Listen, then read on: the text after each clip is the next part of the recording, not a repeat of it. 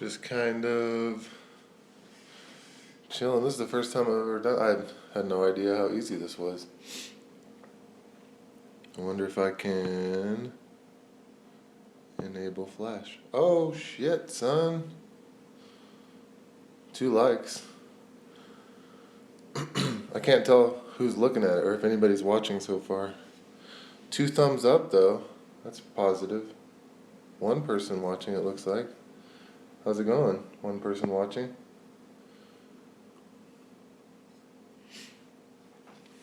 A little bit rusty here. Just kind of wanted to. This is for the 1 person watching. This is my current knife junk drawer selection, including, it actually is not all my folding knives, but it's all the folding knives that I consider ones that I might use, I guess. Yeah, something like that. Let's see. I wonder if there's any way I can kind of arrange them. I don't actually know how this works. Let's see. What happens if I put this up? Show live chat messages. Hide. I'm going to do show, I guess, because I don't know what the fuck else to do here. Oh, shit. There's filters. Maybe we should not do filters. How about I'll do this real quick. Oh, shit, son. Let's take that off. Just kidding. Alright. Make that go away. Cool. So, let me... God, I don't know how to organize this. I'll tell you what I'll do. Maybe I'll start FRN Spideys over here. That's a good idea, right? FRN Spideys. Which, man, FRN Spideys are the shit, right? I mean, I'll put small Sabenza farthest on the right there, just for grins. I'm not sure what else to do. What do I have in my hand? Paramilitary 2. We'll go fancy here. I think this is fancy. Fancy. Or should I do this next to the native? I'll do that. Oh, look at this little guy. How cute. That's an FRN Spidey, isn't it? Maybe I'll put that. Oh, look at the fucking Griptilian's going to be in the middle now. That's just not going to happen. Let's do this. And this little guy, oh shit, he's gonna barely fit. Okay. Cool. So like again, I see some icons on the screen here, and I'm seeing a little person thing with a 2 next to it, so I'm guessing that means 2 motherfuckers are watching this video. I was just gonna talk a little bit about knives. So, gosh, I guess it's probably been, what, 3-4 years since I personally have ever posted a video. I don't even know what's going to happen with this video. If it, oh, it's still, that's funny. This knife here, I was like, I don't know if I'm going to put it on, lay it out here right now or not, because I literally never ever used this knife. I'm not a fan at all of it. The only reason I really have it is for a potential giveaway knife to a friend or somebody who does not have a knife. So actually, I'm going to just even take that out of the screen. Backdrop is my Halloween costume, just for fun. So, oh shit, the sun's going to come up and just be bright AF in this miage. So, what happened to your Striders? Oh, you know, the same thing that happened to my regular Sabenzas. The same thing that happened to basically my Shirogorov, you know, like anything that's becomes more collectible than a user. I don't know, I just don't really have a whole lot of room for stuff that just sits there.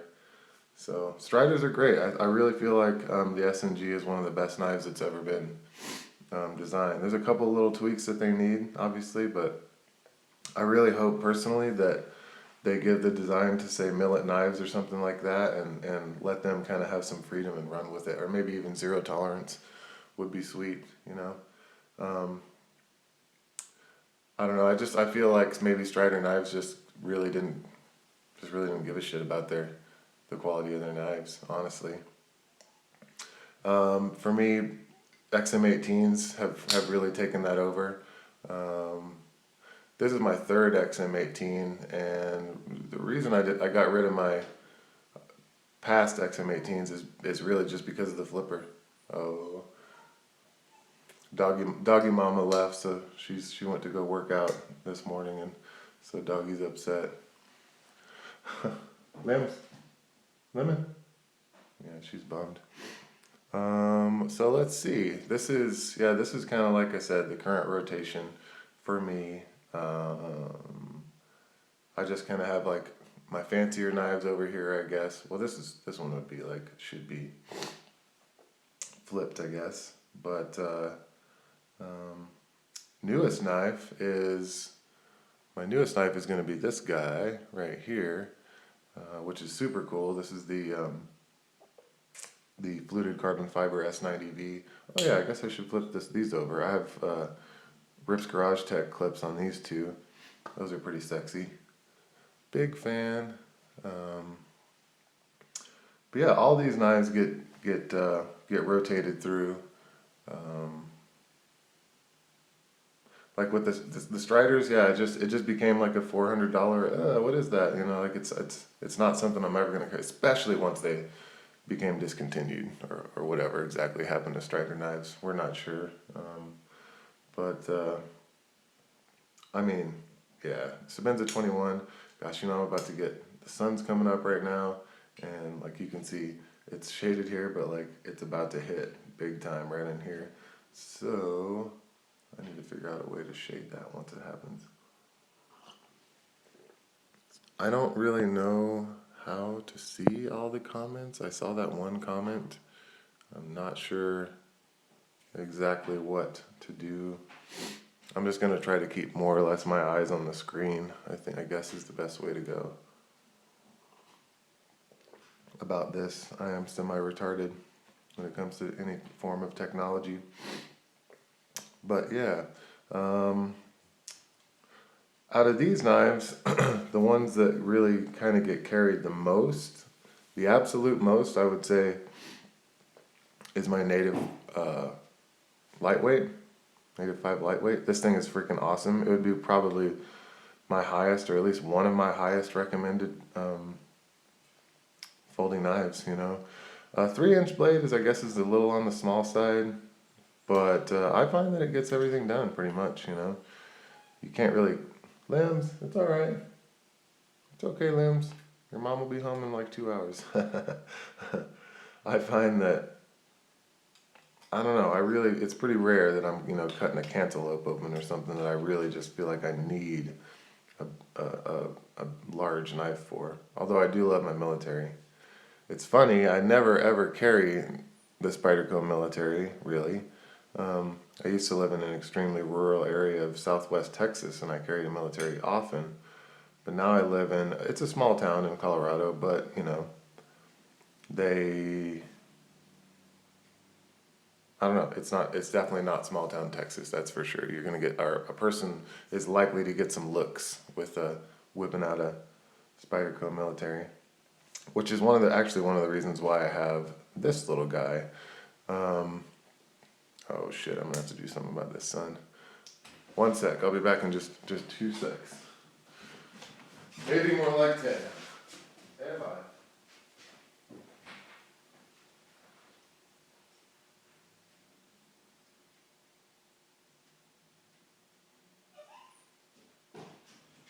Alright, coming back.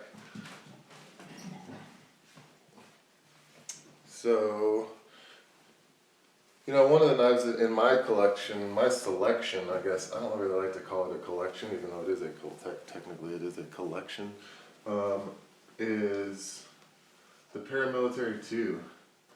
That knife is definitely approaching chopping block status. I love the Paramilitary 2. It's a great design. It's a beautiful classic. I love the way it flows. Um, I love the action on it. This one is perfect. I handpicked this one at the Spyderco factory in Golden, Colorado. But at the same time, it just doesn't do it for me. Like this knife is, if I'm gonna carry a 3.5 inch blade, it's gonna be probably one of these two knives. So that kind of makes this one superfluous. And if I'm gonna carry something that's not expensive, then I'm probably gonna carry one of these knives, or not necessarily super expensive. Then I'm gonna carry one of these knives. So that's kind of why I just never carry it. Even before I got this guy, I don't know. I just find the medium to higher end Spideys typically to be not carried for me all that much. I've visited and revisited the paramilitary 2 and the military so many times, you know, trying just like, oh shit, maybe I'll like it this time. But again, like the 204P military Knife Works exclusive. What an awesome knife, but you know, it just, when push comes to shove, I don't know. I just kind of feel like for some reason I don't want to scratch or fuck this knife up when I'm totally comfortable scratching and screwing up like my Hinderer XM18 or my Chris Reeve knives. But for some reason this guy just doesn't. It's like, don't scratch me, Arch, please don't scratch me. So yeah. What can you not see? Oh, you can't see this little guy. So they're kind of a little spread out, I guess. I'm just gonna move everything to the right, just a hair if I can, because we can't see the roadie, Brody. And actually, shit, you know this one now is my girlfriend's knife. This is our girlfriend. She's actually my fiance. That's right. Congratulations, Arch. No big deal. And she really likes it. She's a traveling buff, so I think she's also comforted to know that she can take that knife just about anywhere. This is an older UK PK, probably 3 years old, so it kind of has the mushy back spring, which, I don't know, shit, it just doesn't bother me at all. Mushy back spring or not. I'm super pumped about the, hey, thanks man, I appreciate that. Yeah, it actually just happened this weekend. Crazy. Been saving for a ring for a while now and made it happen. So yeah, pretty crazy. Just about real quick about this, the Roadie. Man, the Roadie is a freaking awesome little knife. It was never ever even close to on my radar, but this was at our local knife shop here in Salida, Colorado. There's actually a really good knife shop here. They've got several ZTs, like every single Benchmade, a really good Spyderco selection, and then all kinds of kitchen knives and stuff like that. And then they also have like good cigars and stuff. So pretty cool. But this knife is, again, it was not even on my radar at all. I was kind of talking to the guy that was working there about the Benchmade proper. And he was like, yeah, you know, slip joint, this, whatever. And he was like, yeah, we have the Roadie. I was like, shit, you know what? Let me check that out. And I paid $80 for this damn thing in a brick and mortar store, which sucks. But yeah, no, I started playing with it and I was like, man, this is a cool little knife. Like I really like the action. I like the feel of it. It's really lightweight, but has a nice kind of heft to it. N690 CO is a great steel. I've had good luck with it. Actually, my better half, Caroline, she really likes it for she's a CrossFit coach and she really likes it for trimming her calluses. She uses this knife, so she's kind of adopted this knife as well. Every time I have it on me, she's like, "Where's that little blue Spyderco?" But yeah, I bought this knife on a whim, but also to kind of piggyback bigger knives. So I actually will often toss this one in my pocket. It's one of the only knives I've ever had that doesn't bother me having it in the pocket. It's so slim. If it sits sideways, no big deal. It's so small. It actually does fit in the hand pretty well with this little forward finger choil. It's pretty remarkable little knife here. Highly recommended. Enduras are just the ugliest knives in the world, I think. God, they're just so gross. Like, but these things are fantastic freaking knives, man. This actually is my river knife for my PFD, my personal flotation device, aka life jacket. Gosh, why did I? Oh, and I just bought the Endura because I really like the Pacific Salt. I just was like, you know what?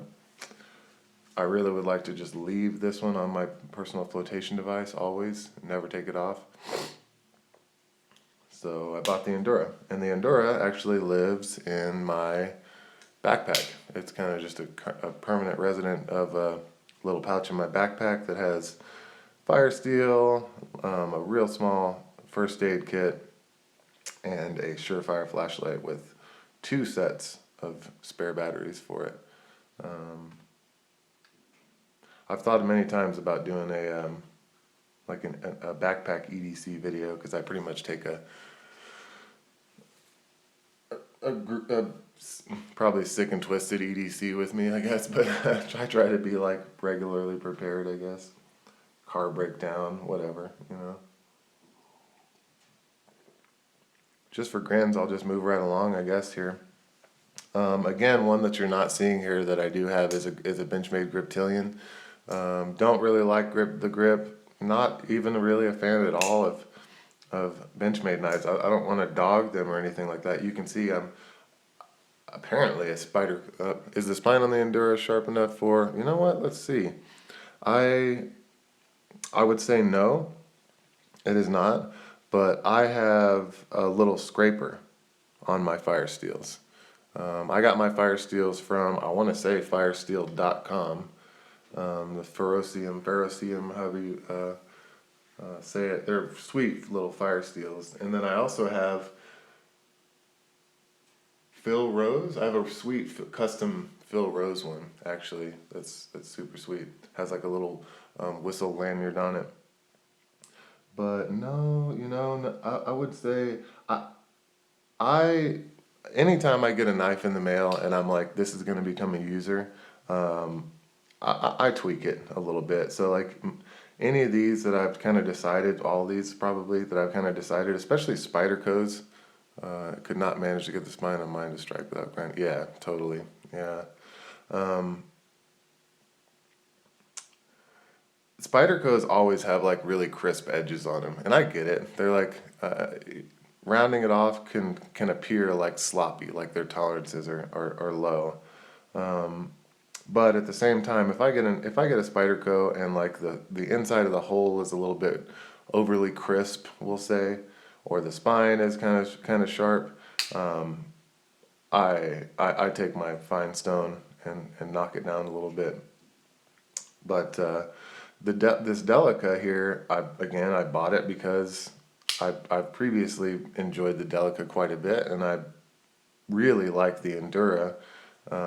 So I kind of said, shit, well, I'll get the smaller version of the Endura, you know. There's a little bit of wear on this clip. I literally have carried this knife like 3 times, just like taking it with me when I go play like frisbee golf, and just seeing if I feel like getting to know it. You see like a little bit of, I don't know if you can see, only thing that makes me hesitate about Spyderco is the customer service, right? You know, I have heard mixed stuff about Spyderco's. What did I do? I don't remember. I lost or threaded out the screw on the UK PK, and they sent me a screw straight away. So I don't. But I'm also in Colorado too, so I don't know. I haven't used a lot of customer service personally with knives. This Griptilian here, I had a Omega spring break in it, and I'm like, fuck it, you know, like, so I took it apart and started to kind of tinker around with it, and the other one broke while I had it taken apart. And so what I did is I used a 13 gauge low E strings on my guitars, which have a really springy, hard core in the middle of that wound string. And I took it out and I just made, I don't know if you can see that or not, but I just made my own Omega springs out of that wire, which worked out really. I mean, it to me it feels just like, I mean, it's yeah, it feels fine. But yeah, I don't love sending knives away. I'm just not a big fan of it at all. Actually, this small Sabenza here, small 21, it has blade play, so I probably should send it in. But at the same time, it's like the Strider Lock Rock.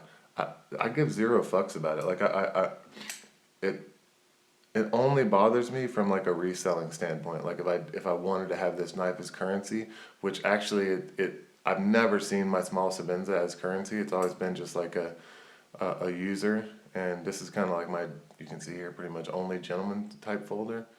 But yeah, I don't think that's ever gonna fail on me. But again, it's kind of eking towards, this knife right here is kind of making it eke towards the chopping block. Not that it is on the chopping block per se at all, but yeah, there's kind of that.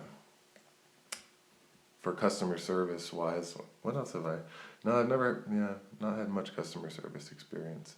UKPK, I bought this because I bought it at my local knife store and they charge way out the ass for everything. And I like to go in there, so I, I'll purchase like a nice cigar in there every now and then when I go in, or something like a little Swiss Army knife and give that away. A lot of times I'll purchase an Opinel when I'm in there. Their prices are, it's like $15 for an Opinel or something, and then just give it away. And then sometimes I'll buy something and keep it. I bought this Griptilian in my local knife store just for grins. I bought this one, and I think I bought my Benchmade Rescue Hook there, just a couple other things like that. UKPK, I can't say much about this knife. I haven't used it really very much at all. Like I said, my girlfriend likes this knife quite a bit, so pretty much, I only grabbed it because I was like, oh, it was on the table by the front door. I was like, oh, I'll put this knife in this video just for grins. One of my favorite knives ever on planet Earth is easily the Native 5 Lightweight. This knife right here, I probably will take a little bit of time talking about. So there's a total of 11 people currently watching this video, and I don't know, if one of you guys or any of you guys have the Native 5, maybe say something about it. It is, I wear an extra large size glove, and I mean it fits my hand just like perfectly. Again, no knife is perfect, but the Native 5 Lightweight is such an incredible knife. Like, these are $80, and which is expensive, and it's intimidating because it's like this fucking plastic thing, like how could that be $80? Especially when it seems like there's more to a Delica for its like $65 price tag. But the S35 VN they're not comparable. Like VG10 is like, it's made of soup can material compared to S35 VN. There is no comparison. And it's not like it's a crazy hard to sharpen or anything like that. I think what throws most people off with this knife is going to be so happy to see, hey, thanks man, I appreciate that. I don't know if I'm back, I'm just kind of bored, so I thought I would kind of chit chat about my current selection here. But this knife, man, I have seriously put through the ringer. When 2 years ago, I moved to the U.S. Virgin Islands on St. John. Bless them, and I'm glad, thank God I wasn't there for this hurricane, but, shit. I guess it is what it is. It sucks. But when I went there to guide snorkeling and sea kayaking and drink lots and lots of cocktails, which I definitely pulled that one off.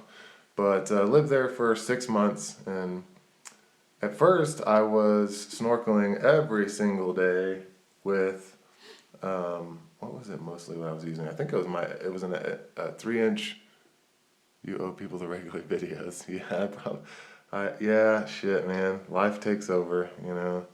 But eventually I want to. I definitely want to, man. uh, but I was snorkeling every single day with it let's see, Lucy again. Yeah, still alive, just kind of being a selfish prick, I guess. But and salt water every single day, you know, Hinder XM18 and like taking it apart and cleaning it and all this stuff. I was like, fuck, what should I do? So yeah, the knives that I brought to the Virgin Islands with me were two XM18s and this little Sabenza right here, small Sabenza. And I was just like, fuck, man, I want to have a knife on me because what I would do is that there's all kinds of I learned how to forage for different fruits and stuff on the island. So when I was doing my tours, I would take people off and feed them, you know, coconuts and feed them gnips and feed them there's a false pineapple that has these little fruits on it and stuff. And so I had to have a knife with me while I was snorkeling because we'd swim the little cays and stuff like that. They call it cays there in the Virgin Islands. Anyway, long story short, I've never been attracted to this knife. So I was like, I'm going to buy one that I like, and fuck it if it gets ruined by swimming in the ocean with it. So I bought this, and 2 years ago. And I've snorkeled in salt water for hours and hours. Some of our tours were 5-hour trips, and sea kayaking with it being splashed on over and over like 100 times with this knife right here. And it just blew me away with how well it did. I've opened up at least a dozen coconuts with this knife. Caribbean. You know, the Caribbean is I'll wait for a review for sure. I'll wait for somebody else to check it out. It just doesn't tick any boxes for me necessarily. Like when I go back to St. John, where have you been? Same old, man. You know, seasonally, between Colorado and Texas. I'm full-time Colorado now, full-time carpenter now. But yeah, this is going to be my saltwater knife. I mean, for sure. This knife's been great. I haven't had a problem with the H1 plain edge or anything like that. I'm not afraid to use and sharpen knives, so if I was to take this out on sea kayak, when I'm taking this out on sea kayaking tours again, I'll just touch it up every day. It sharpens like butter. This thing like sharpens itself, honestly. It's really remarkable. The only knife that I've had that is as easy to sharpen as this is 4140 RMJ Tomahawk. Oh shit, 3-hour tour. I didn't see that. I didn't see the comment. I don't know how to go back. We did actually have one that was a 3-hour tour, which was kind of funny. Let's see, how the fuck can I do this? So I think it just like pops up real quick and then goes away. I can't really see the comments unless I just happen to not be knife surbating down here. But you know, I mean, this knife, honestly, there was one time I was on a tour. I was down on the beach with my girlfriend, and I was like, you know what, fuck it, I'm really gonna take this thing to as extreme hard use as I can. And I mean, I don't even know what you would call it, just like whacked for fucking 20 minutes on a coconut, which is extremely hard, you know, after you get the husk off, and, you know, got it in a crack, pried it open, you know, like, and I mean, shockingly, I mean, I was like, it's gonna break, but shockingly, no problems, no cracks, no issues. I've taken it apart after that, just to make sure its construction was still sound and whatnot. Up to 12 people now. Yeah. Wow, it's been 30 minutes. Feels like it's been 10 minutes. Sorry about all this blathering, I guess. So if anybody, I'm going to try to watch the screen and just fire off any questions. I mean, that's probably what would make it the most interesting, if we can make it interesting at all. Oh, dwindling. We're back down to 11. Where's the Striders? Yeah, so somebody asked earlier. Yeah, XM18s have taken over. Not keen on serrations on the H1. I guess I'm kind of more concerned about sharpening them. I know that you can just run them right across stones, but I don't know. And maybe my OCD is just kind of like, it's gonna get all fucking weird looking and stuff. I don't know. I might try some serrations. I don't think I've ever had a serrated knife, to be honest.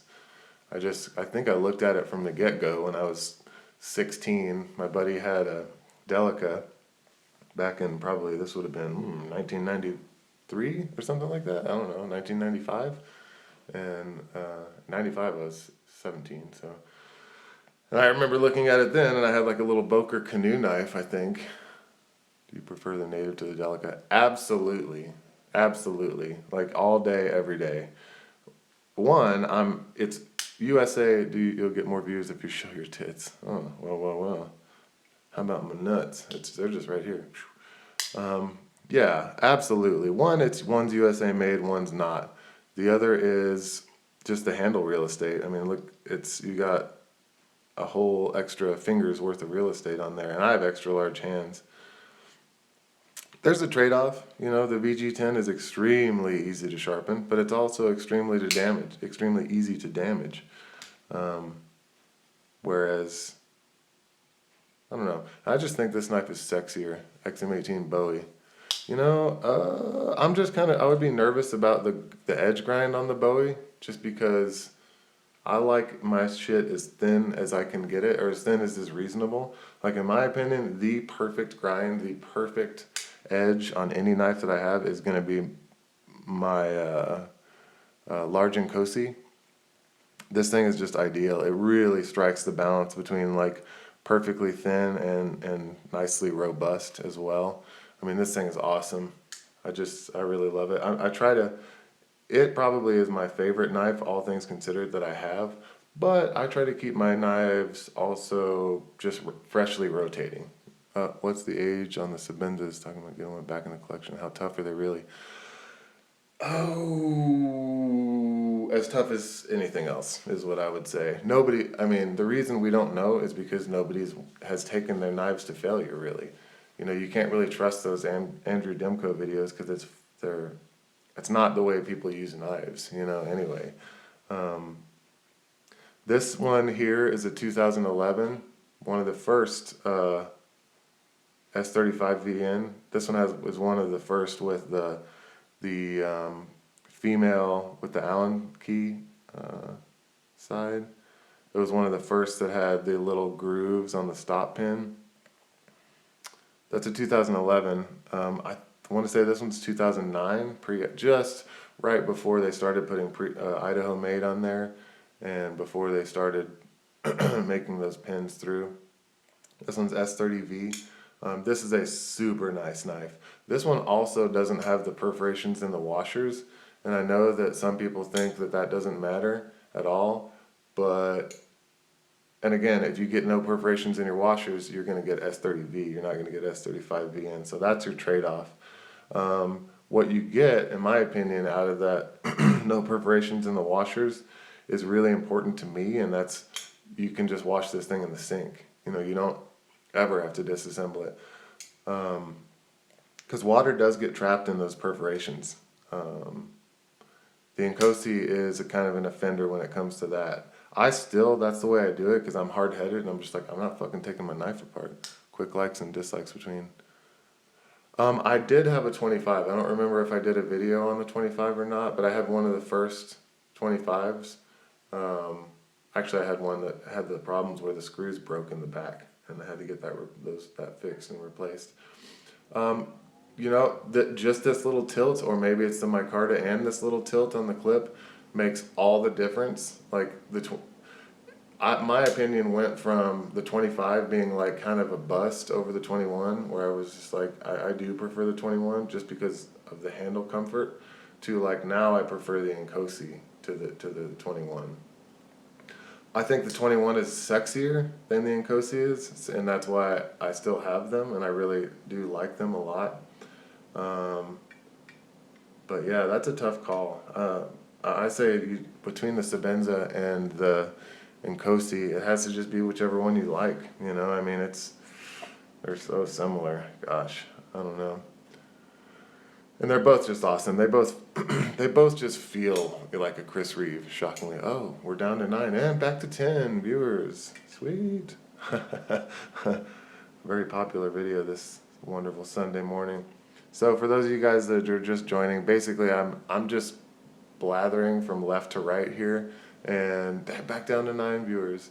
And I'm kind of just talking about these knives that I have here. Moving on from the Native 5 lightweight to the Native 5 carbon fiber. What knives are you looking for? Future purchases. I just got this guy like 3 days ago. And it's kind of hitting a lot of the tick marks that I kind of was looking for.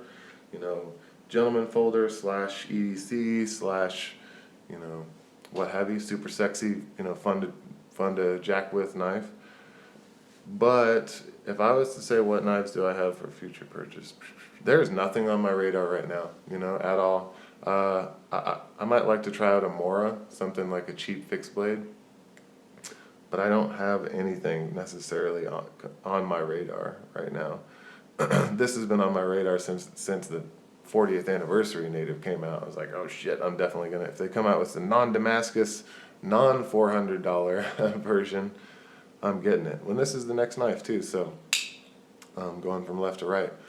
This thing is fucking awesome. Honestly, like none of the photos or videos or anything that I've seen so far have done this thing justice. It is exceptional.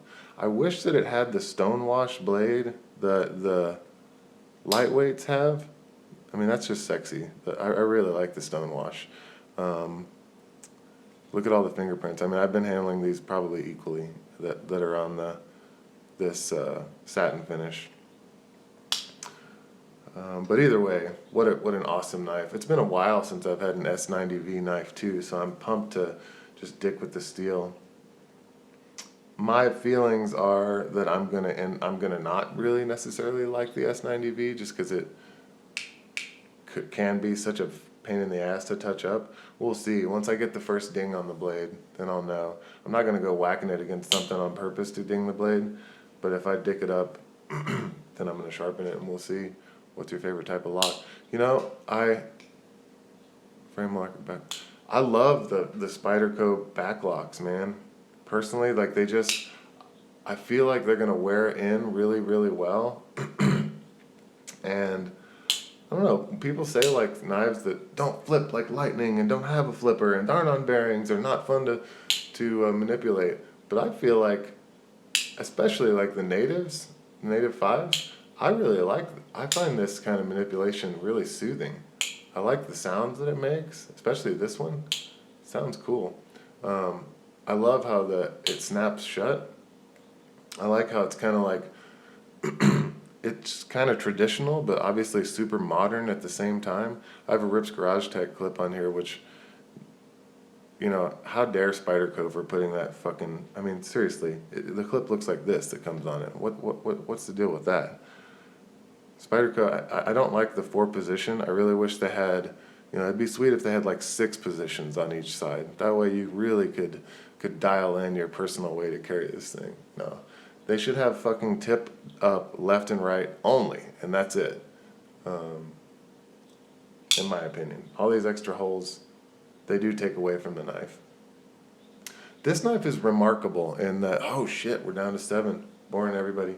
This knife is remarkable in that it, I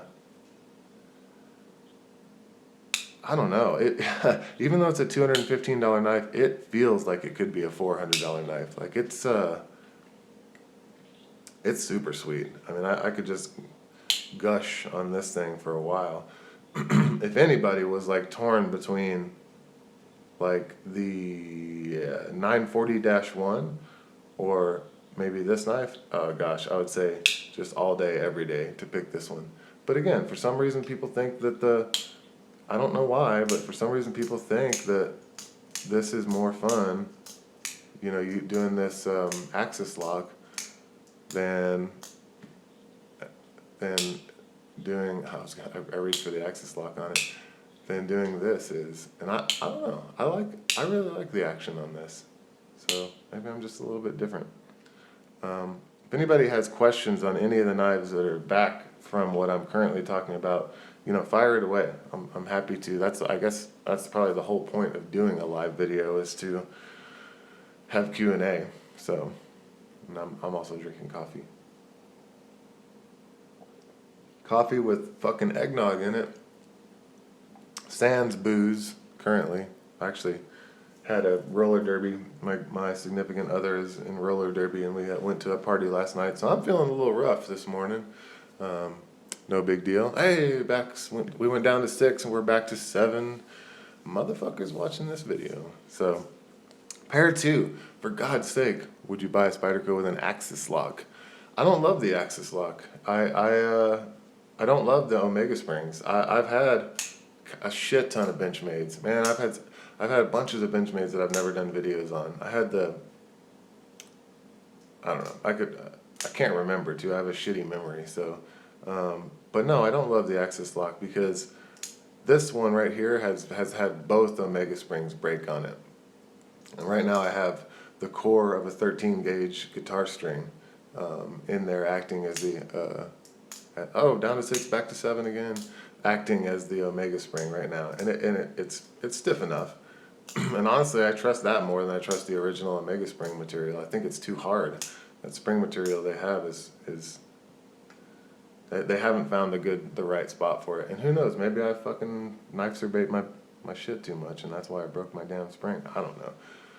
This knife's a little rough, but only because I've kind of thrown it in toolboxes and stuff like that over the years. I probably had it for at least 5 years, I would guess. Paramilitary 2, video is really intermitting at my end. Maybe your uplink is sick. Oh shit. That sucks. No, well, fuck, I don't know. I am semi-retarded.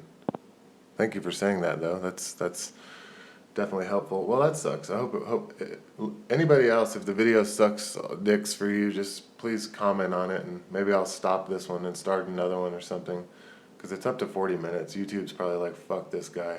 So who knows? Oh, okay. Well, that's good. Yeah, Paramilitary 2. The Paramilitary 2, did they get salt? Nope, no saltwater exposure at all. All right, great. So maybe it's just the one guy's reception. The Paramilitary 2 strikes a strange place for me.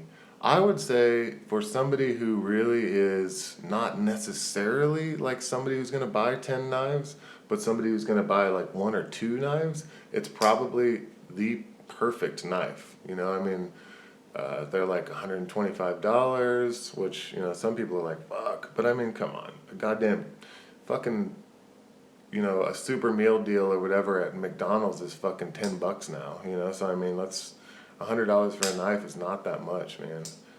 Me being a carpenter, fuck, man, probably once a month I'm replacing a goddamn $200 to $400 tool now. So I'm, nice. So I'm super comfortable with like accepting that like this is temporary. It is not going to last my lifetime. I'm going to, if this was my shit, my only shit, then I'm going to wear through it regardless of what it is, But the Paramilitary 2, like, what is it? It's a 3.5 inch kind of slicey,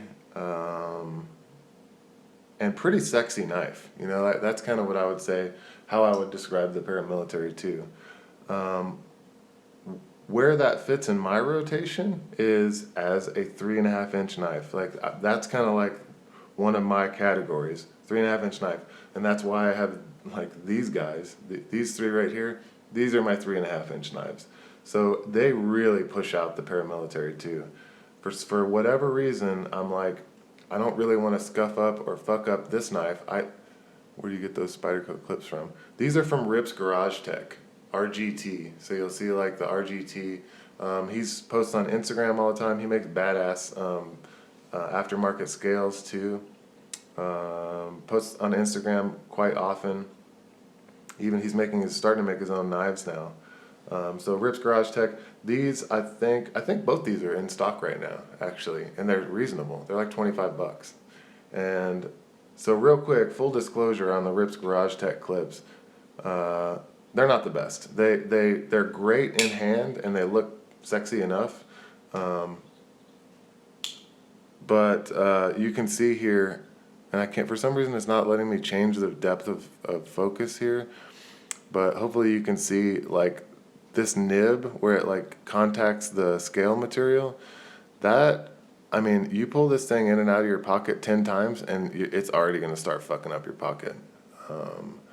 So that's not great. If you look at his wire clip replacement, he used to call them the Techno clip, but I think he just calls it a wire clip replacement. Those are his best clips for sure. And they're Spyderco's best clips too, because it's one screw. I don't know. It's just a much sexier way to go about it. But he has rounded off the bottom of this nib quite a bit more on those, so they're going to be better. But again, this one's so much better in hand, honestly, and it looks so much sexier that, in my opinion, it's worth the clip not being perfect at sliding in and out of your pocket. And plus, fuck pants. I'll fuck up my pants every day, all day, every day. Uplink is fine. I'm too far away. Keep going, Archman. Welcome back. Oh, thanks, Cavalry Knives. Thanks, man. I appreciate it. Oh, up to 11 viewers. No big deal. So yeah, I was talking about the paramilitary too. Man, it's such a strange knife for my rotation. Because it's like, if I want to carry it, because this thing, with the Rips Garage Tech clip, it looks sexy in your pocket. Like, I mean, I don't know. It's just clean. It looks good. And that's something which I hate to say because it's just super gay, but like, people can see my knife clip sticking out of my pocket. So I'm like, I want that shit to be fucking, to look good too, you know? So if I'm going to somewhere fancy, I don't want this shit sticking out of my pocket right here, you know? Really what I want is this, you know, sticking out of my pocket. I think Sebenzas look awesome. Classy, for sure. And everybody who knows me knows I'm fucking the knife guy in our group or whatever. So, yeah, that's it. All I'm gonna say about the paramilitary too. It's a strange knife for me. It's not classy enough to be classy. It's not EDCE enough to be EDCE. It's not sturdy enough to be sturdy. It's it's a great knife. If it was your only knife, it'd be fucking awesome. But when I have an XM18 next to it, I'm grabbing the XM18 every single time. Moving on to the Spyderco military. The military obviously is one of the, you know, if any of you guys have watched my past videos, I love the military. The Spyderco military is one of the most fantastic knives ever made. It works in every hand position. I love that it has an unassuming handle. Do I still have the Niela? No, you know, honestly, I've moved away quite a bit from fixed blade knives in favor of hatchets and tomahawks, honestly. I found myself only using my fixed blade knives really for extreme stuff like wood prep, you know, like firewood prep. I just wasn't using them for anything else. Even when I was living on the homestead, I lived there for 8 years, and like I just didn't use my fixed blade knives all that much. I love the idea of feeling prepared by having, you know, a very durable knife on me, being a fixed blade, but just that it wasn't doing it for me, you know. So can't believe they still don't give the option for tip. Yeah. I don't know, you know, the way I feel about knives in general and clips in general is it's not up to me, you know, it should be up to the designer's discretion where the clip goes. It's like, I love that there's only one option on the Sebenza, and because it keeps the knife clean, it keeps the knife classy, and they specifically, you know, design it to be, that's where the clip goes because that's how it works in your hand, you know, and that's what I like. It's all subjective. With the military, I don't mind it being tipped down because I'm like, that's what fucking Sal wants, and that's what you get if you're attracted to the knife. So I'm cool with it, honestly. And it's the way to go if you want to have, practice your Spidey drop. If because you just take this knife out of your pocket, literally grab it by the Spidey hole, and then you just kind of Spidey drop it down. It's just a great way to go if you practice it. This knife, for me in this day and age, in my life, in my rotation, again, is fairly superfluous. I only have this military to have a military. Basically, I I mean it's just the use that I might put this knife into is just it's totally covered by this knife right here, in my opinion. If I'm like, why am I gonna go for my military if I could use my Nkosi? I always want to call this damn knife a Sabenza. They're they're just too similar. I mean, they're just so similar in cutting edge and what have you. I don't know. These both are technically not necessarily legit, because for me to carry, because this is over 3.5 inches, and for whatever fucking bullshit reason, in Colorado, it's up to the discretion of the officer in question, but having a knife clip sticking out of your pocket is not considered open carry. That is considered. It's not concealed either, but it's considered not out in the open. So you can get your fucking dick smashed by a cop if they're having a bad day, just by carrying a large Sabenza, which is fucked up, man. But that is what it is. But I really do love this military. I've played around just a little bit with the CTS 204P. It's a fucking awesome steel, absolutely. S90V is my, I mean S90V. S35VN is my jam, though. A lot of people will kind of poo-poo on the S35VN, but man, I think it's just people who aren't, at least they're not like me, like who aren't gonna throw their knife that's in their pocket into just a variety of tasks, I'm a jack of all trades. I've got lots of different little hobbies and shit that I do, so my knives, I fucking use my knives, and yeah. But again, moving on. Again, so if anybody is, well, back down to 7 people. Oh shit. If anybody comes to watching this video, or you've just started, I'm moving from left to right just to fucking blather. So if you have any questions on this stuff or whatever, or if you want to just kind of bullshit or say something stupid, that's fun. That's fun too. So, XM18. Oh, yep, I'm the same way. I like my PM2, but it's hard for me not to grab my large and single. Right? No shit. I mean, yeah. The XM18, this is obviously one of the most expensive knives that's sitting out here. But this is also what I would call my quote beater knife, This is the knife that's in my pocket while I'm working doing my carpentry job.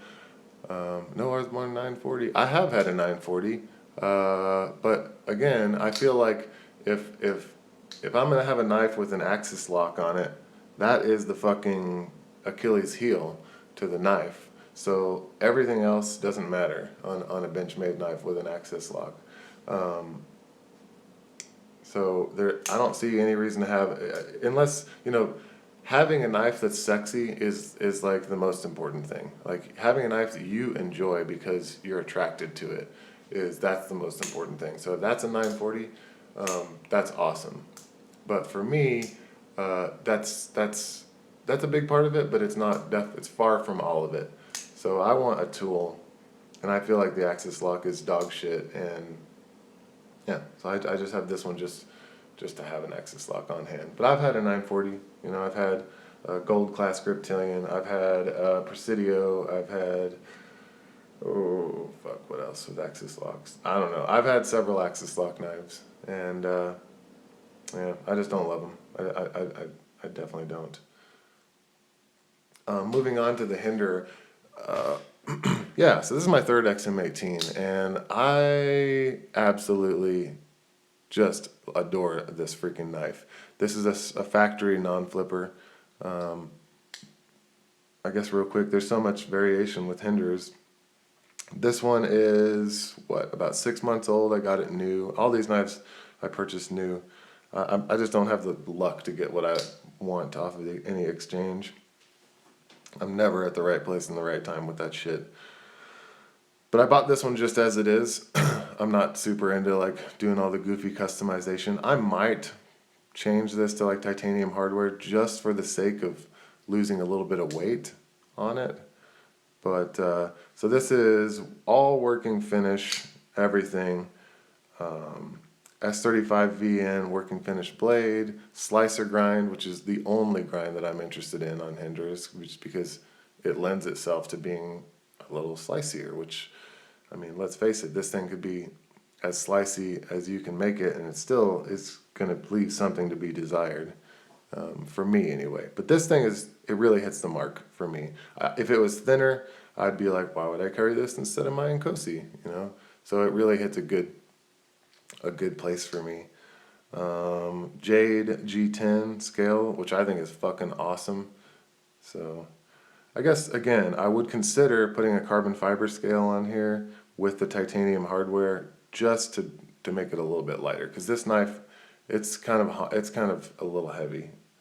I mean, you would think that an Nkosi would be heavier because it's all solid titanium, thick blade stock and all that as well, but it's actually a good bit lighter than just by going off of feel than an XM18. Man, this knife compared to one of the flippers, I sold off my flippers because this knife is just, it's better. It's better in the hand open, and it's better in the pocket closed without having the flipper. You'll see here, I have 0 flippers because I don't give a shit about, you know, yeah. Do I dick with my knives and open and close them and stuff? I do, but at the same time, I don't need it to fire out. I have 0 knives with bearings right now too, just because I don't fucking like it. I haven't had that many knives with bearings. I had a, oh shit, what was it? I had a Brad Southard AVO, I think is what it was, which is not an awesome knife. And then I had a Microtech SOCOM Delta, the G10 one. Fucking awesome knife, but just, again, superfluous compared to the knives that I carry and enjoy. The XM18, again, you know, this one and my Nkosi actually suffered. They both had, again, got them both new, but they both had the fucking Strider issue where the grind starts off at, let's say, 35 degrees inclusive, and then goes out obtusely to like fucking like 45 degrees inclusive.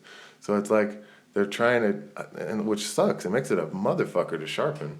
So this knife here, I finally have got the edge. I don't know what you would call this, but I call it like seasoning the edge.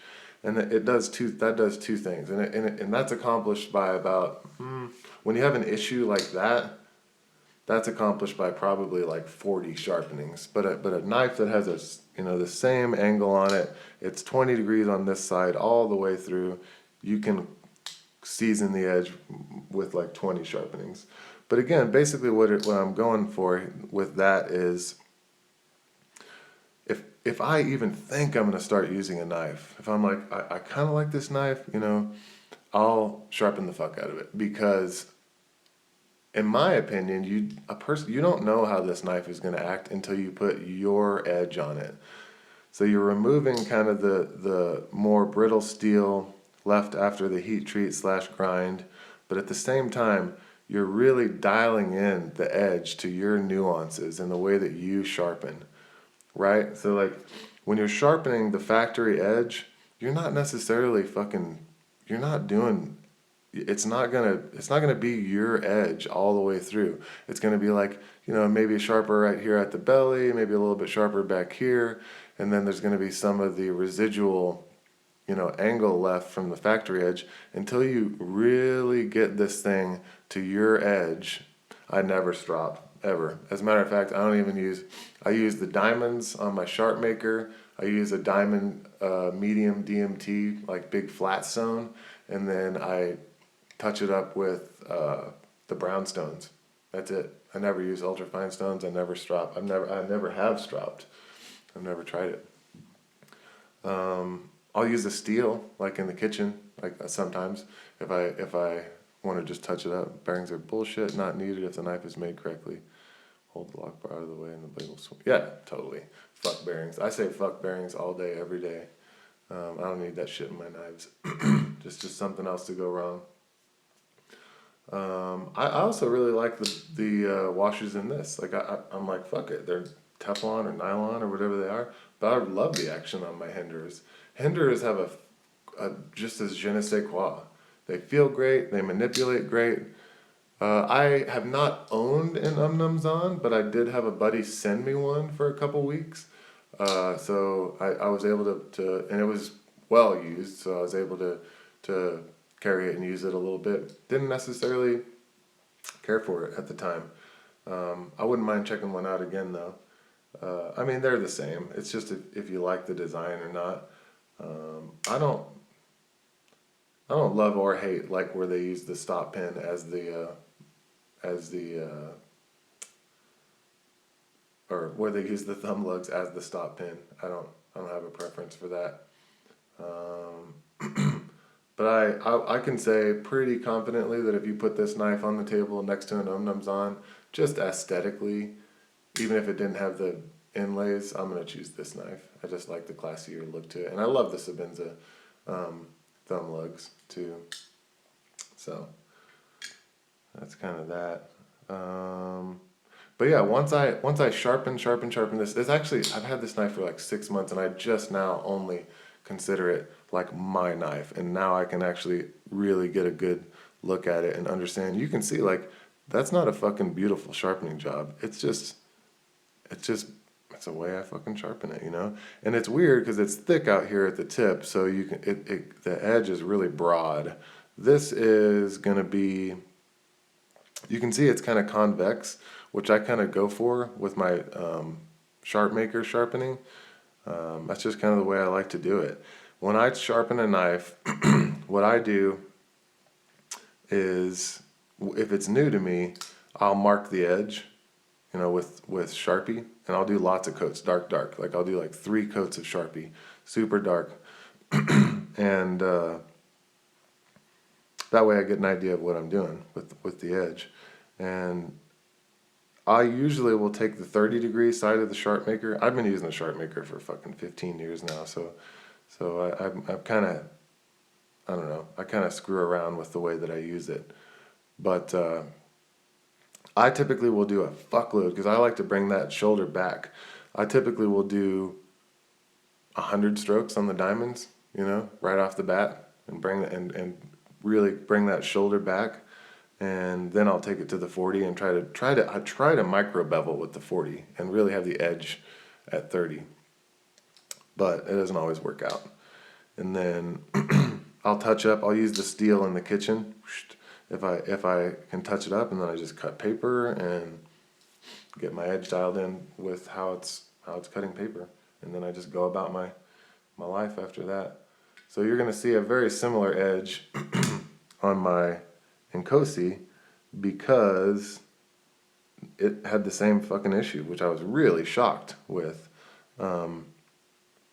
It's like 30 degrees here and like 45 here is kind of what the factory edge was, which I was like, I was really disappointed with that. And it's not like S35VN is just a walk in the park to reprofile, especially on a goddamn sharp maker, you know.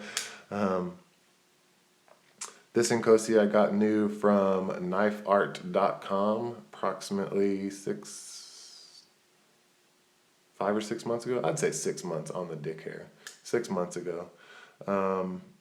What a fucking awesome knife. This is the most expensive knife on the table right here. 545 motherfucking simoleons. That's a little spendy. That is a little on the spendy side, ladies and germs. But what a cool knife. I've carried the shit out of this knife.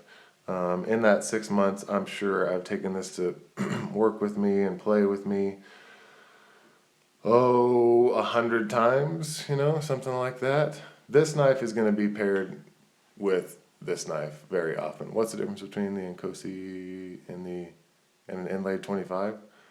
If they're both inlaid, then that's just going to be the clip here. And then also, depending on which 25 you have, if you have one of the first 60 made, it's going to be like this, where it doesn't have a screw on both sides of the stop pin. But if you have one of the later 25s, it's going to have screws on both sides of the stop pin. And then the clip is angled like a Sebenza's clip on the 25, which just doesn't work at all, man. I mean, it puts this little rise in the clip dead center in the middle of this, or not center, but too close to the fucking finger groove. It's a night and day difference. Like I always, every time I see somebody talk about the Sebenza 25, I'm always just like, oh, what a fucking bitch, man. Because it's a subpar knife, in my opinion, especially next to an Inkosi. You know, I mean, you can't deny it. Or I can't deny it. I have extra large hands, but if I was to hold the two knives, I've never held them together, but it was clear that that shit was in the way on the 25.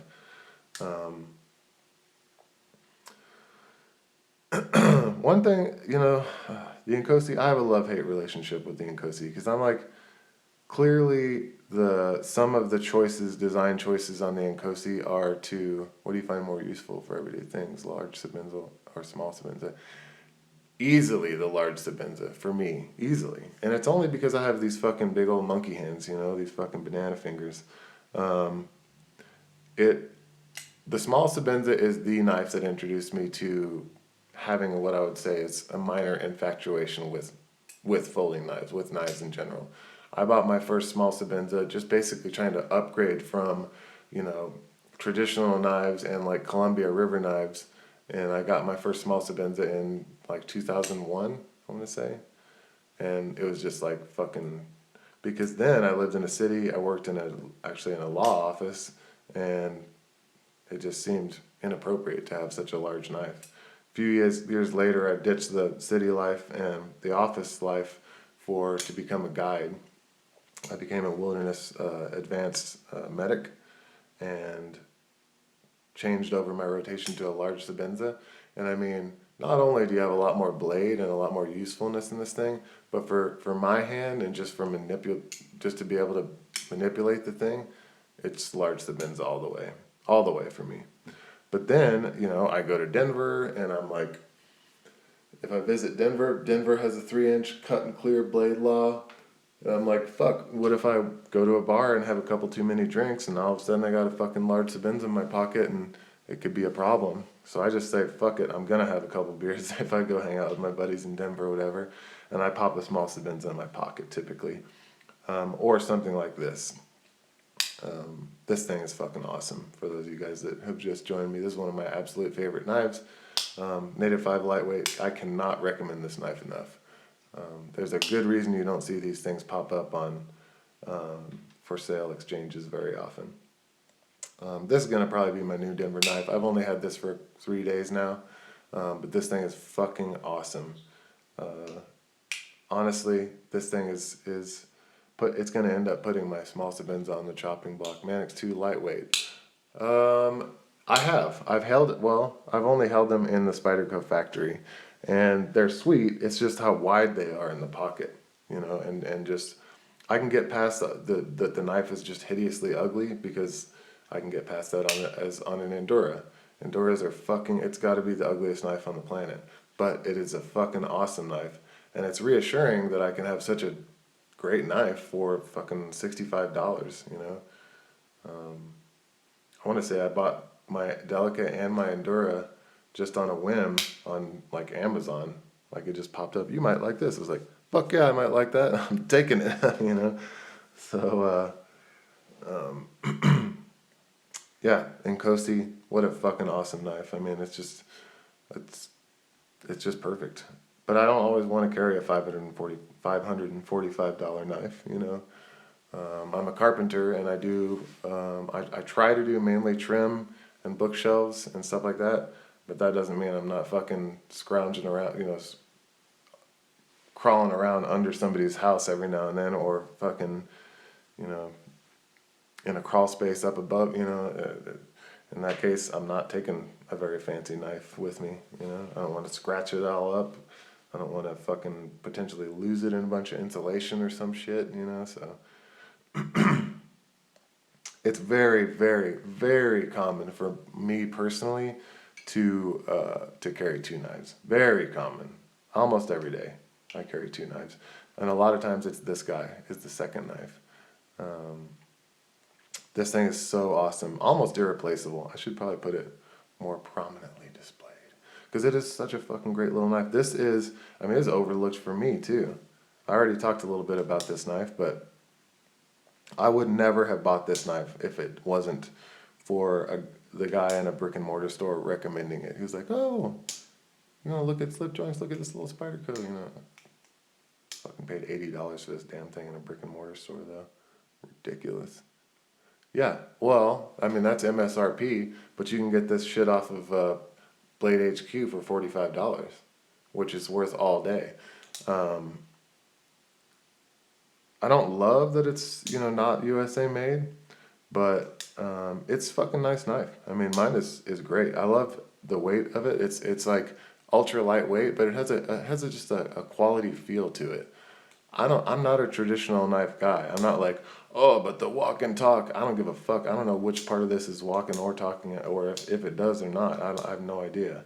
But I like it though. I like the feel of it. I like the build quality of it, and the steel's great. I've taken this knife with me swimming a few times. My trunks that I use the most have zipper pockets on them, so I'll just toss this in my pocket. Not a fucking speck of dust.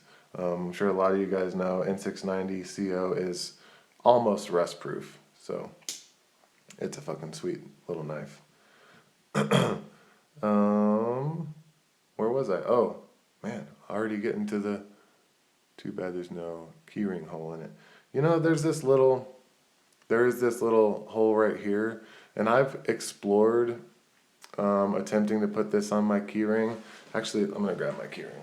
My keyring is one of my favorite parts of my personal EDC. I posted pictures on Instagram of it. I'm a very minimal type of guy, so this is my keyring right now, and just to put this on there, I think just kind of clutters it up too much. My girlfriend played rugby in college, and she has this fucking rugby ball on her damn keys, and every time she asks me to hold them, I'm like, motherfucker, like, I just hate it. I hate extra shit that doesn't do anything. But yeah, I've explored, I'll just kind of put my keys right here. I've explored some things.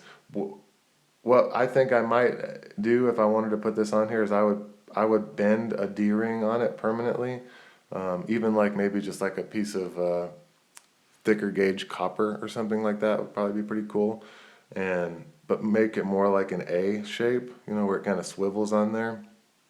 Is probably something I would explore. What I've looked at too is replacement pieces of big chain links. Like if you go to your hardware store and you look in those little bins that they always have in the section with fasteners and screws and stuff, just kind of look at the little pictures, you'll see there's all kinds of cool little doodads and gadgets in those fucking things, man. I always browse those just for shits, but you can buy like replacement chain link, where it has both the little figure 8 sides and you slide a pin through there, and that would work too. And then you would have like the other side with the pin on it that you could thread through your keyring or something. But yeah, the Rode, not to be overlooked, and plus they make it in all kinds of different colors, like red, orange, blue, black, gray, whatever. Sweet little knife for sure. Now we're on. Do you still have the Victorinox multi-tool? What's that hook in your keyring? Hook in the keyring. I do have the Victorinox multi-tool. I still have that exact same spirit, and it's my favorite fucking multi-tool. In the meantime, I picked up a Leatherman's, what is it? I can't fucking remember. It's the most popular Leatherman. I don't remember, but I picked up a Leatherman at Walmart like a year ago on clearance for like fucking $35. and it's the one that's usually 100. I can't remember the name of it, but yeah, no, the Victorinox is the shit. I'm gonna go ahead and say I think by hook you mean this carabiner here. This is a hand gray H3, and I wasn't pumped on it at first because they're made in Thailand, I think, or something like that. Taiwan, maybe Taiwan. But this is the fucking. If you do the research, like if there's an EDC slash keyring carabiner, you know, of course they'll want the Vox Halo 3, the Tai 2 designs. That thing is fucking awesome. But from a standpoint of just like a doodad that's fun to jack with, but also is extremely useful, this is the one. This is the hand gray H3. They're fucking spendy. This is like $80. All titanium, 6AL4V titanium with the machined gate too. And this doesn't have anything other than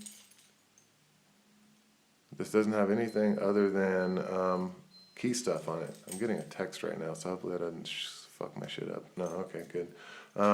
So yeah, it's cool because it keeps your keys from flipping around on this. So you're always your gate is always in the exact same place. You know, your keys are always down at the bottom. I can add stuff to it if I want. So it's pretty cool. This thing is sweet. If you have any other, I'll just kind of rattle off things real quick. This is the Exotac free key, and this I just got at my local True Value. This is really cool because you just pinch this and it opens up the key ring to put things on, take things off and put things on it. It also opens up really wide so you can put on things that are thick like this Atwood. This is the At wrench, so the non-metric version of his wrench slash pry bar slash bottle opener. Fucking great little tool here. I got this on the exchange and blade forums for like $45, so pretty fucking sweet. And then this is an Atwood bead too. I think Atwood is just he's the man. He's the guy who fucking started all the EDC shit, you know. Surefire Titan. What's this? The A1 maybe. This is probably my favorite flashlight I've ever had. I mean, it's just so handy, so well built. The threads are awesome. Everything works perfectly. Like, I've never had like another flashlight that works as well, especially like a AAA size. What else? That's basically it. Atwood tools, flashlight, Atwood bead, free key. Like the free key the smaller one comes with a bunch of these little rings, and they're kind of pissant rings. So I put 2 on my keys just to make it a little bit more sturdy. So that's that. We are going to the large Sebenza 21. This, back down to 8. This large Sebenza 21 is a 2009 model, pre-Idaho stamp, pre-perforated washers, pre-female, where they put the Allen protrusion, penetration, whatever you want to call it, in the female pin side, or the clip side, however you want to call that. It is my opinion, thank God that most people don't really understand this or realize this, but this is, if only it had S35VN, I don't give a fuck about the bump in the heat treat. That is fucking witchcraft, you know. It doesn't make that big of a difference. But if it was S35VN, it would be better. But the only bummer is it's S30V. Oh shit, I just saw a comment come and go. Sorry, I don't know how to check the comments after they go away. And I'm afraid to do any kind of weird like swiping or anything and make this shit go away for all 9 of you guys watching. But you guys are the 9 best people on fucking YouTube, obviously.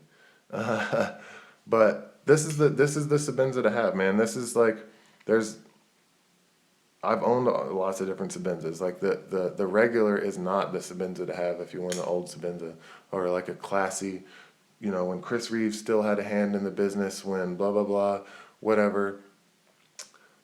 The 2009 21 is where it's at. The 21 is the better design between the regular and the 21, and the classic too, in this person's opinion at least. No perforations in the washers is huge.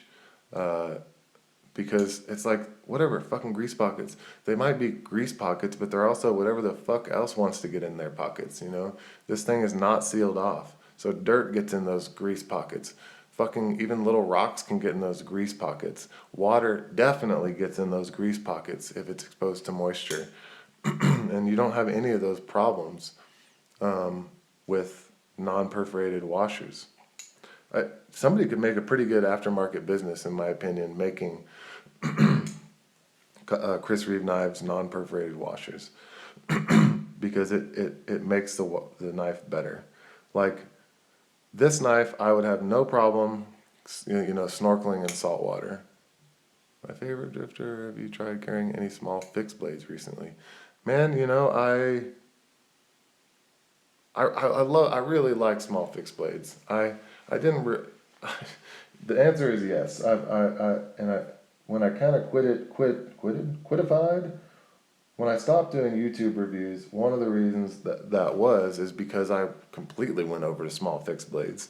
And my favorite would have been the GSO 3.5. And then I had a Phil Rose, fuck, I don't even know what it was called, MK3 or something like that. A couple of different, Swamp Rat and, what's the other one? Swamp Rat and then, not Bussy, but, oh fuck, I can't remember. Well, we're down to 5, down to 3. So yeah, this is this is in my opinion, if somebody wants not just a collector piece but a fucking awesome user, 2009 Sebenza is the way to go. If you have any other, if somebody watching has any other questions, fire away. Is there any way to tell if you have perforated washers in your Sebenza? Tell me the birth date on it. You tell me the birth date on it, and I'll tell you right now whether it has perforated or not. They started perforating the washers in 2010. I'm gonna say something around that time. Sebenza 21 have the spacer, bushing, and washers are thickness tailored to the pivot. No, of course. No, obviously, no.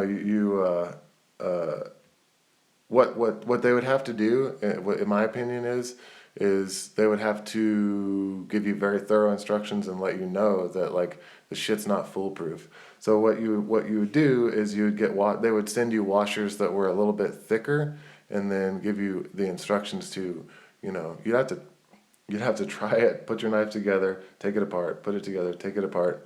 In my opinion, that'd be worth it. But yeah, what you would do is you would put the washer on a perfectly flat surface with like wet or dry, extremely, extremely low grit sandpaper, and you do a figure eight. Because a figure eight, you press down and do a figure eight. A figure eight sands the washer in every direction. November, 2010. Does it have an Idaho stamp on it? If it has an Idaho stamp on it, it's definitely perforated washers.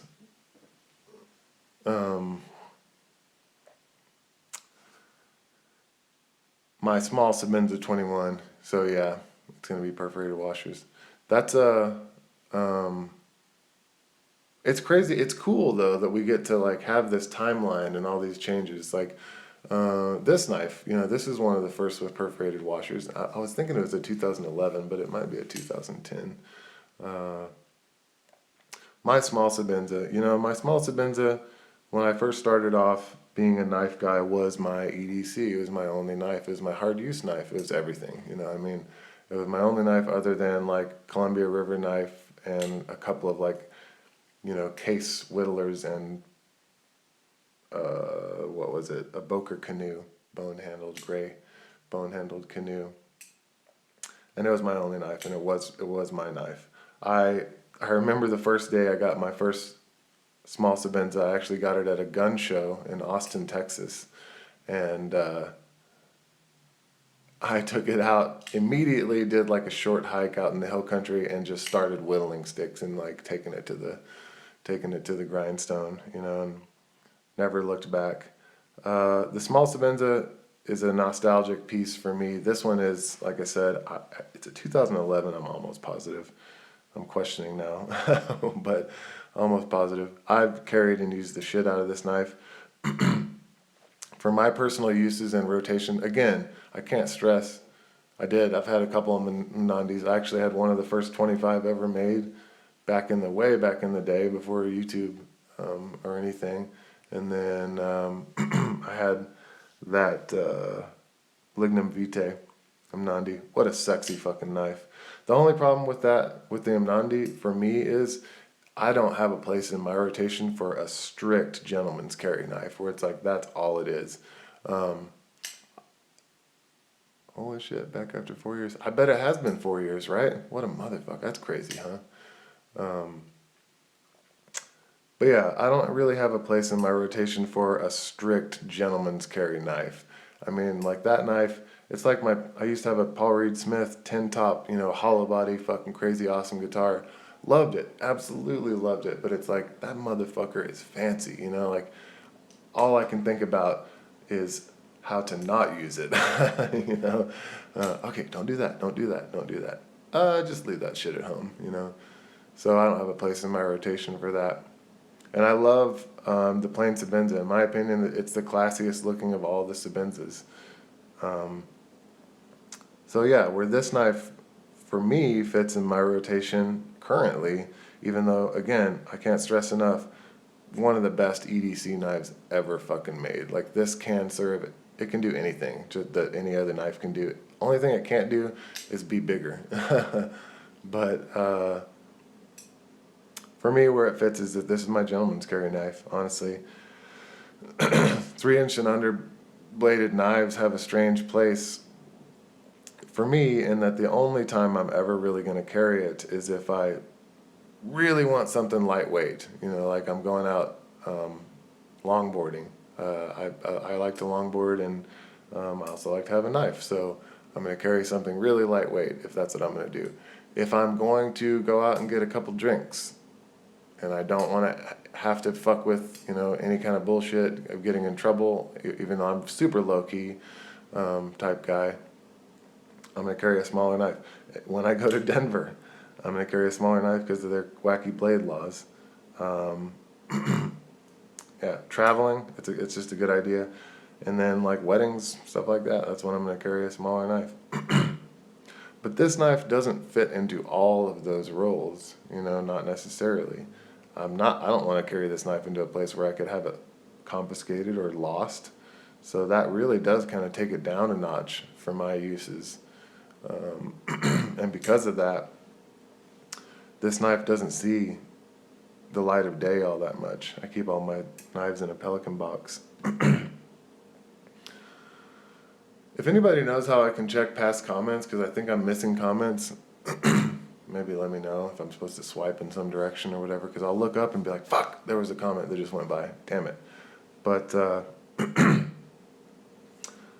yeah, that's kind of it for my personal knife rotation. Maybe I'll talk a little bit about this one here, because god damn, that's a sexy knife. Man, I tell you what, this thing is fucking so sweet. And the price is right, honestly, like $215. I mean, I just can't believe that this isn't like the most talked about folding knife right now. Like there's a million people, maybe not right now, but when the 940-1 came out, my god, there was so much buzz on that knife. And this thing just kind of, I guess Spyderco released fucking 19 knives, recently, so that's probably one reason. But man, this is a sweet knife. One thing I'll say about it too, and I think I already said this, but like in the pictures and videos of this knife, you'll see like with the contouring, how like just the appearance of the carbon fiber changes in this area. Oh, if I had to pick just one, shit, son, god damn. That's a fucking loaded question. If I had to just pick one, it's really tough. I mean, because like what I would say to somebody who's like, if I was just gonna pick one, what would it be? Fuck, man, it'd be so hard for me not to say Paramilitary 2, just because it ticks so many boxes. It's tough. It's really fun to play with. It's ergonomic. 3.5 inches is like the money spot for like a blade length. It would be such a great knife for somebody to just have one. For me, if I was just had to only pick one, it would be my large Nkosi. I just have to say for sure, this one is the one that like I'm like. It does everything except for being a smaller knife. That's the only thing it doesn't do. But maybe I could just throw this in with it. Maybe I could pick one, but also my roadie. that would help that. It'd be hard for me to say not my non-flipper XM18. This thing's fucking awesome. I mean, this knife, this and my Native 5 lightweight easily get the most pocket time. These two knives right here. And very often it's both at the same time. So that's kind of that. And this is really is a do-all knife. You know, it really is. It's sexy. It's a great EDC. It doesn't completely break the bank. You know, $200. $200 is a weird spot for knives. But I mean, fuck, man, I'd much rather lose or damage this knife than my small Sabenza. You know. This knife right off the bat, I just bought it. I've never seen one sell on a used market though. But this knife right off the bat, you sell it as used or pre-loved. It's fucking, you're gonna be lucky to sell this shit for $175. Where I could fucking run over my fucking small Sabenza with a car and still probably sell it for $250. You know, I bet you. Who knows? So just that alone. In some ways makes this knife more attractive. I still say all day, every day, the small Sabenza is a sexier knife than this is, though. Your mileage may vary on that. That's definitely personal preference.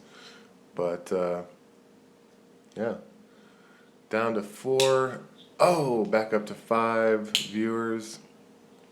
But man, for somebody who's like, I don't know, you don't even have to be into Spydercos to like the Native, because it is not very much like any of the other Spydercos. Almost all Spideys have this fucking bullshit, it's hard to see with the black kind, have this bullshit thumb ramp coming up here, and I just think that is fucking, it's fine, but it shouldn't be on all their damn knives, you know. I much prefer the no ramp, because I don't want, the ramp tells you where your thumb goes, and I don't want to be told where my thumb goes, you know. I like to move my thumb around. Or not even put my thumb. They are ugly but effective. Yeah. They say Sal designs knives in the dark. No striders. Yeah. You're probably like the 4th person to say that. No striders anymore. Yeah. They're collector's items now, you know, and I don't really have a place in my rotation for collector's items, especially a collector's item that is guaranteed to develop, you know, lock-up issues. Not that I think that lock rock on a strider is a big deal, but it fucking hurts the resale, and unfortunately when it's a collector's item, resale is a big part of it, you know. It sucks. But yeah, no, and I mean, you know, if there was no such thing as the XM18, I'd still have a couple of or at least one SNG, because they're very comparable knives. But the XM18 blows the fucking SNG out of the water, in my opinion. So, man, you're on a honeymoon with that new CF. Yeah, you're right. If you change your mind, I make a vid. Yeah, I should. You're right. I mean, it 100% is the honeymoon phase with this thing. But who knows? I'm getting ready to. I kind of wanted to do a video on this knife because I'm about to take some sandpaper to it and make it mine. I've done very little cutting with it over the last couple days, but I have done some.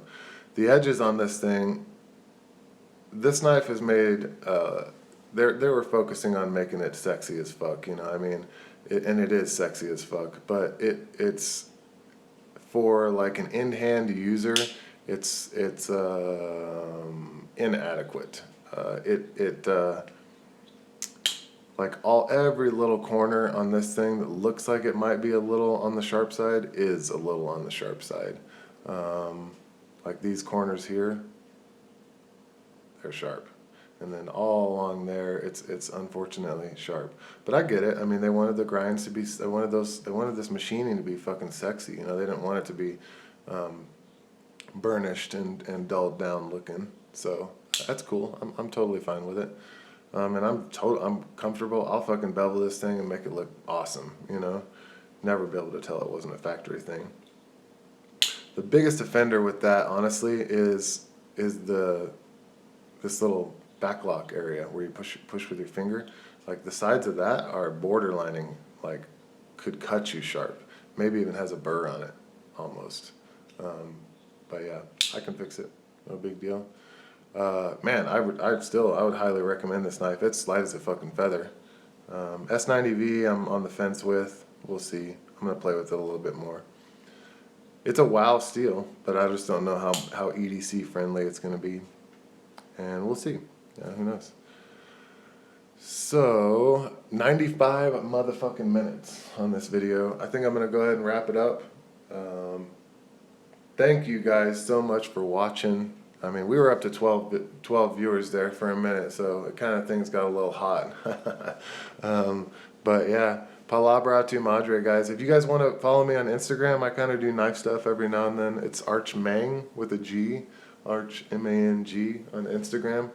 So yeah, thanks for watching, guys, and hopefully maybe I'll get around to posting a real video. But yeah, in the meantime, de nada. Thanks, man. All right. Yeah, thank you, DS19771. Thanks, Pat Bateman. LOL. Right on, man.